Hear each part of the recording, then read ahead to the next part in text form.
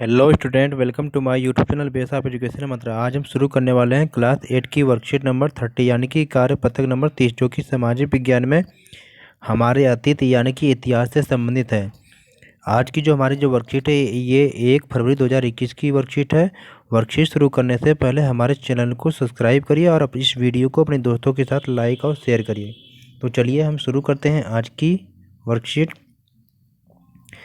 शिक्षा निदेशालय की तरफ से दी गई है कार्यपत्रक नंबर 30 है। विषय है सामाजिक विज्ञान में इतिहास। क्लास 8 की ये वर्कशीट है। यहाँ पर स्टूडेंट अपना नाम लिखेंगे, यहाँ पर अपने क्लास टीचर का नाम। ये जो वर्कशीट है ये 1 फरवरी 2021 की है।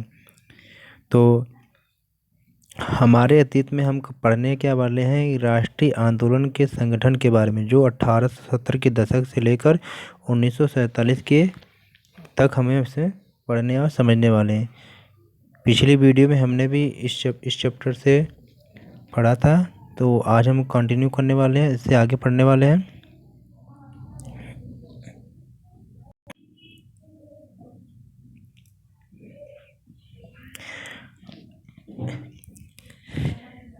अठारह सौ नब्बे के दशक तक बहुत सारे जो लोग थे कांग्रेस के राजनीतिक तौर तरीकों पर सवाल खड़ा करने लगे थे। क्योंकि बेटा जो जो कांग्रेस होती थी इनकी की स्थिति क्या थी, क्योंकि यहाँ पर उस समय था कि कांग्रेस जो है लगभग क्या है, इनके जो तौर तरीके थे इन पर लोग सवाल करने लगे थे। क्योंकि क्या ये लगभग क्या है, केवल उदारवादी होते थे, क्या है केवल विनती विनय करना चाहते थे। तो इससे लोगों को लगता था कि हम अंग्रेज़ों के खिलाफ़ जब तक कोई धमाका ना करे, क्योंकि उनके खिलाफ़ जब तक हम लोगों को लगता था कि जब तक कि हम भी शक्ति का प्रयोग नहीं करेंगे तब तक क्या हम भारत को आज़ाद नहीं करा सकते हैं। तो इसलिए क्या है कि अब लोगों को लगने लगा कि कांग्रेस के जो तौर तरीके थे इन पर लोगों को सवाल खड़ा करने लगे। पंजाब और महाराष्ट्र में भी क्या है, विपिन चंद्र पाल, बाल गंगाधर तिलक और लाला लाजपत राय, इन तीनों लोगों को क्या है संयुक्त रूप से लाल बाल पाल के नाम से भी जानते हैं, क्योंकि ये क्या है उग्रवादी नेता थे। जिसके कारण क्या हुआ था कि बेटा कि कांग्रेस में क्या है विभाजन हो गया था, नरम दल और गरम दल दो दलों में बट गए थे। जैसे जो नेता था ये परिवर्तनवादी उद्देश्य और पद्धतियों के अनुरूप क्या काम करने लगे थे। ये क्या है अपने अनुसार ही भारत को आज़ाद कराना चाहते थे। इनके जो तौर तरीके थे ये क्या है कांग्रेस से अलग थे। जो उदारवादी थे नरम दल के लोग, उन्होंने निवेदन की राजनीति के लिए नरमपंथियों की आलोचना की। इनका मानना था कि हमें निवेदन नहीं करना है और आत्मनिर्भरता तथा रचनात्मक कामों के महत्व पर इन्होंने जोर देना था। जिसमें क्या है बाल गंगाधर तिलक ने भी नारा दिया था कि स्वतंत्रता मेरा जन्मसिद्ध अधिकार है और मैं इसे लेकर रहूँगा। इनका मानना था कि जो स्वतंत्रता है ये मेरा जन्मसिद्ध अधिकार है, मुझे इससे किसी के द्वारा भीख मांगना या विनती विनय नहीं करना है, इसे हमें क्या है बलपूर्वक छीनना है। अब आपने देखा था कि बंगाल का विभाजन कर दिया गया था, बंगाल को 2 भागों में बांट दिया गया था।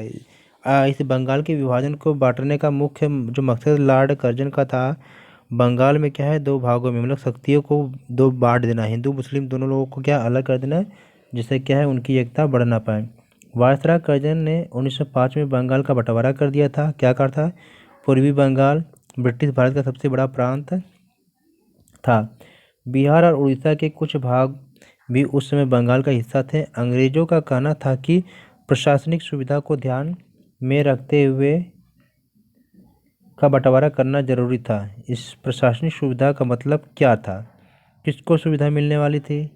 जाहिर है कि इसका ताल्लुक अंग्रेज अफसरों और व्यापारियों के फायदे से था, लेकिन सरकार ने गैर बंगाली इलाकों को अलग करने के बजाय पूर्वी बंगाल को अलग करके असम में मिला दिया। फिर क्या हुआ आगे, पूर्वी बंगाल को अलग करने के पीछे अंग्रेजों का मुख्य उद्देश्य यह रहा होगा कि बंगाली राजनेताओं के प्रभाव पर अंकुश लगाया जाए और बंगाली जनता को बांट दिया जाए। मतलब उनका मकसद यही था कि बंगाल पे क्या है जो जो एकता बढ़ती जा रही है राजनेताओं का, इन पे क्या है रोक लगाया जाए और इनको क्या है 2 भागों में बांट दिया, जिनसे क्या है इनकी जो शक्ति है कमज़ोर पड़ जाए।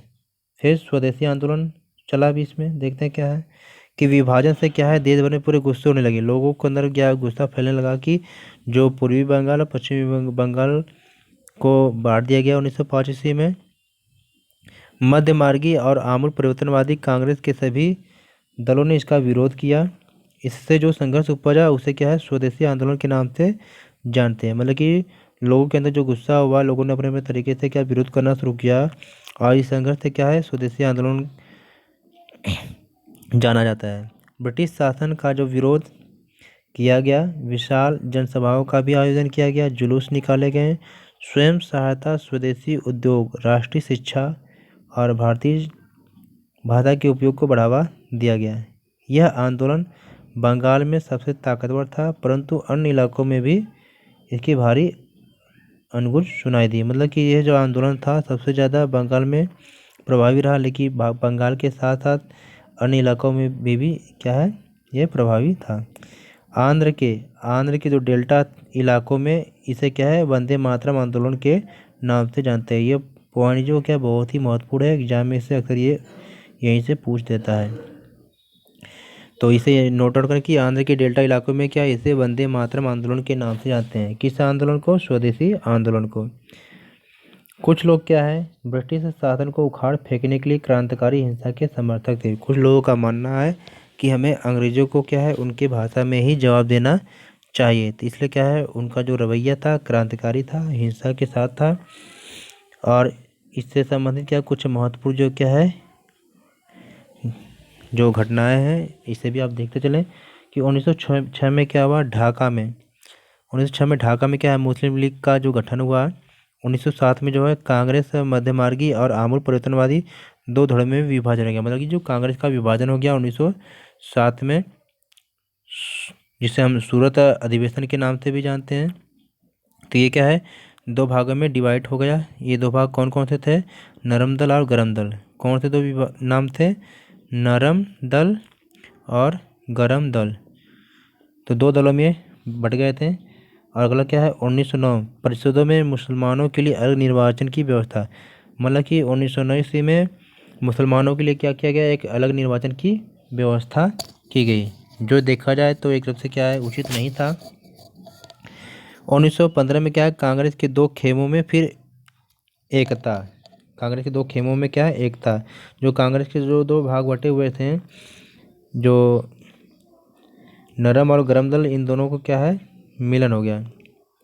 1916 में क्या है, कांग्रेस और मुस्लिम लीग में लखनऊ में क्या हुआ, समझौता हुआ। अब इस वर्कशीट को हमने क्या है, बहुत अच्छी तरीके से पढ़ा और समझा। और ये हमारे जो वर्कशीट है एग्जाम के दृष्टिकोण से और हमारे नॉलेज के दृष्टिकोण से भी बहुत ही महत्वपूर्ण है, क्योंकि इस चैप्टर से एग्जाम में क्वेश्चन पूछता है। तो चलिए हम एक एक करके क्वेश्चन को हल करते हैं। पहला क्वेश्चन हमारा क्या है कि कांग्रेस के नरम पंथियों की आलोचना क्यों होने लगी थी। तो इस क्वेश्चन का जो हमारा आंसर है,